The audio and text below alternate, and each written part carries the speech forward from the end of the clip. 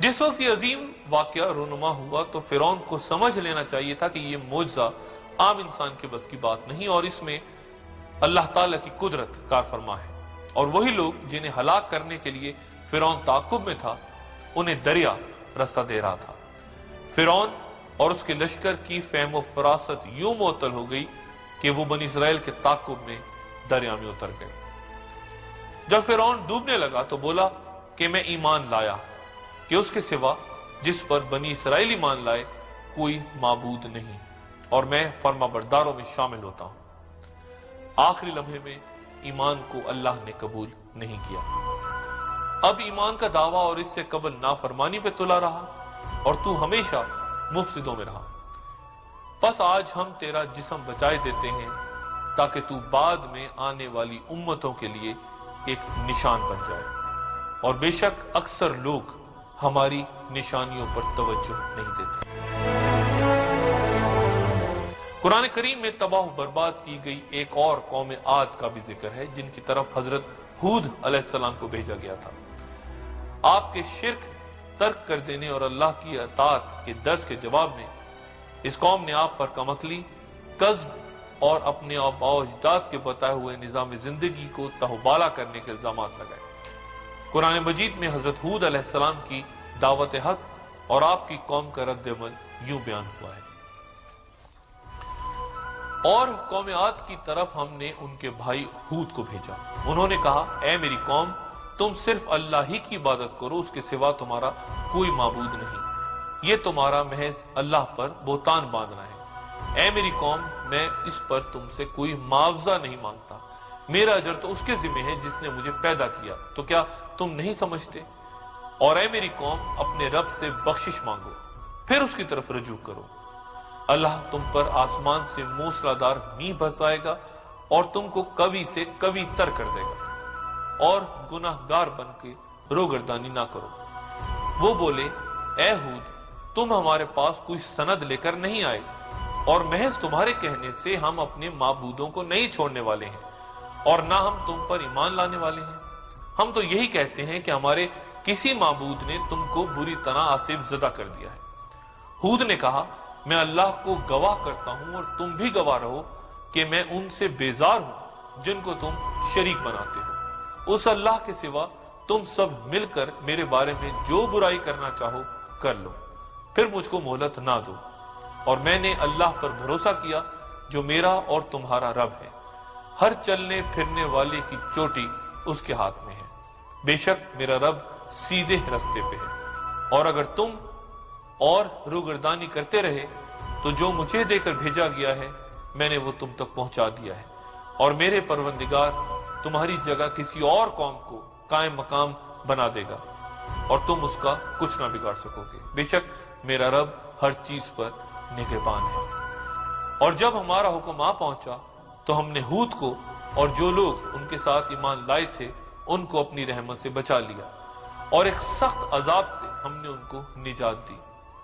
اور یہ تھی قوم عاد جس نے اپنے رب کی نشانیوں سے انکار کیا اور اس کے رسولوں کی نافرمانی کی، ہر سرکش و متکبر کی فرمانبرداری کی، اور اس دنیا میں بھی لعنت کے پیچھے لگی رہی، اور قیامت کے دن بھی دیکھو عاد نے اپنے پروردگار سے کفر کیا۔ خوب سن لو ہود کی قوم پر پھٹکار ہے۔ قوم عاد کا تذکرہ دوسرے مقام پر سورہ شورى میں کیا گیا ہے، اور وہاں قوم عاد کی چند خصوصیات بیان ہوئی ہیں، مثلا یہ کہ وہ اونچے مقامات پر اپنے نشانات تعمیر کرتے تھے اور اپنے لیے رہائش کی اعلیٰ اور عمدہ عمارات بنایا کرتے تھے۔ حضرت ہود علیہ السلام نے قوم عاد کو عذاب الہی سے خبردار کرتے ہوئے ارشاد فرمایا تھا کیا تم ہر اونچی زمین پر ایک نشان فضول بنایا کرتے ہو اور تم محل بناتے ہو کہ شاید تم ہمیشہ رہو گے؟ 1990 کے اوائل میں دنیا بھر کے اخبارات نے یہ خبر شائع کی کہ عرب کا فراموش شدہ شہر دریافت ہو گیا ہے، ریت کا سمندر ابار دریافت ہو گیا ہے۔ بہت سے لوگ ایسے تھے جن کا خیال تھا کہ قرآن میں مذکور قوم عاد یا تو کسی داستان سے تعلق رکھتی ہے یا ان کی جگہ کا تعین ناممکن ہے۔ وہ سب اس دریافت سے ورطہ حیرت میں ڈوب گئے۔ قرآن شریف میں مذکور اس شہر کو ماہر آثار قدیمہ نکولس کلیپ نے دریافت کیا۔ क्लैप को अंग्रेज मुहक्किक बेर्ट्राम थॉमस की 1932 में लिखी गई किताब अरेबिया फेलिक्स पढ़ के यकीन हो चुका था कि उसमें मज़कूर गुमनाम शहर का वजूद है, और इस इलाके के दौरे के दौरान बदुओं ने उसे पुराने कदीम रास्ते भी दिखाए और बताया कि ये रास्ते उस कदीम घर अब्बार की तरफ जाते हैं। क्लैप ने शहर की दरियाफ्त के लिए 2 तरीके इख्तियार किए। पहले उसने खाना बदोशों के बदाए रस्तों का खोज लगाया, और फिर उसने अमरीकी खलाई अदारे नासा से गुजारिश की कि उसे इस इलाके की सैटेलाइट इमेजेस मुहैया की जाएं। इसी दौरान उसे कैलिफोर्निया की हंटिंगटन लाइब्रेरी से 200 ईस्वी में यूनानी माहिर जोग्राफिया बतलीमूस का बनाया हुआ एक नक्शा मिल गया, जिसमें इस इलाके में मौजूद पुराने शहर का महल वकू और उसकी तरफ जाने वाले तमाम रास्ते दिखाए गए थे। इसी दौरान क्लैप को नासा की तस्वीर में मिल गई, और उनका तकाबुल पुराने नक्शे से करने के बाद वो इस नतीजे पे पहुंचा कि ये वही रास्ते थे जो सैटेलाइट से ली गई तस्वीर में नजर आ रहे थे। खुदाइयां शुरू की गई और रेत के नीचे से एक शहर बरामद होने लगा। यह हकीकत वाज़ेह होने लगी कि यह तबाहशुदा शहर कुरान करीम में मज़कूर आद और इरम के सतूनों का शहर है, क्योंकि यहां वो मीनार मौजूद थे जिनका जिक्र कुरान शरीफ में मौजूद था।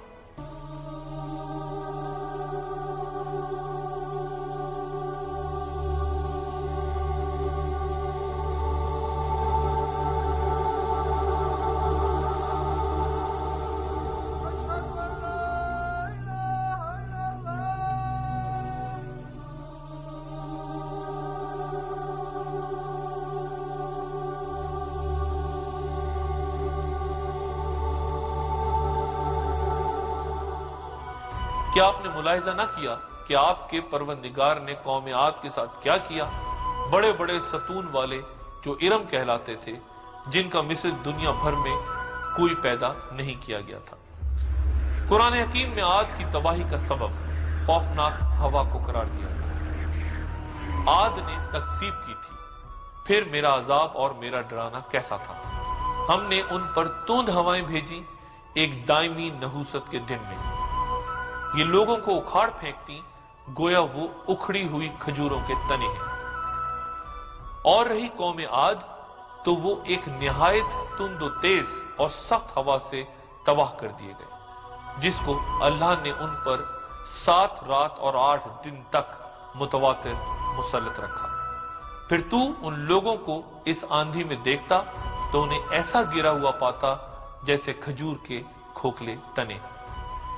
ब्रायन दोए अपनी किताब सदरन अरेबिया में लिखता है कि इस तरह के तूफान की पहली अलामत गर्द गुबार का कई फुट बुलंद बादल हुआ करता है, जिसके साथ तेज और तुंद हवाएं चला करती हैं। फिर जब उन्होंने देखा कि एक बादल सामने से उनकी वादियों की तरफ चला आ रहा है, तो बोले कि ये घटा है जो हम पर खूब बरसेगी, बल्कि वो अजाब है जिसकी तुम जल्दी कर रहे थे, आंधी है जिसमें दर्दनाक अजाब है। कुरान करीम के बयान के मुताबिक 8 दिन और 7 रातों तक चलने वाली रेतीली हवाओं ने इस शहर को कई टन रेत में दबा दिया और लोग जिंदा दरगोर हो गए। इस कौम के रेत में दफन हो जाने का तस्करा सूरह अहकाफ में बयान हुआ है। अहकाफ हकफ की जमा है और उससे मुराद रेत के टीले हैं। 12 मीटर मोटी रेत की तह के नीचे दब जाने के बाद पूरा शहर अपने बासियों के हमरा रेत में गुम हो गया। सहरा फैल गया और उनका कोई निशान बाकी ना बचा। क्या उन्होंने